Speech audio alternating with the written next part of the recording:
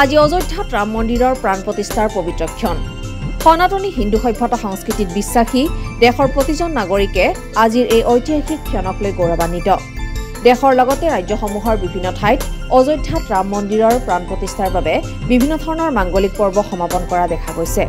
একেদৰে নলবাৰীৰ বিলেশ্বৰ দেৱালয়ত প্ৰায় 1 লক্ষ বন্তি প্ৰজ্বলন কৰাৰ সংকল্প ৰৈছে। ৰাতিপুৱা 11 বজাৰ পৰা বিভিন্ন মাংগলিক কাৰ্যসূচীৰ পিছতে আবেলি 4 বজাত 1 লক্ষ বন্তি প্ৰজ্বলন কৰা হ'ব। উক্ত অনুষ্ঠানত উপস্থিত থাকি বন্তি প্ৰজ্বলন কৰিব নলবাৰী জিলা আয়ুক্ত বৰ্ণালী ডেকাই। লগতে বন্তি প্ৰজ্বলন কৰিব বিলেশ্বৰ দেৱালয়ৰ দলৈ ৰঞ্জিত মিশ্ৰই। আনহাতে এই বন্তি প্ৰজ্বলন কাৰ্যসূচীত উপস্থিত থাকিব প্ৰায় 2000 লোক। ইতিমধ্যে ৰাতিপুৱাৰে পৰা ইয়াৰ প্ৰস্তুতি চলোৱা হৈছে। 22 জানুৱাৰী আমাৰ পবিত্ৰ উৎসৱ গোটেই ভাৰতবৰ্ষই আজি উদযাপন কৰিব।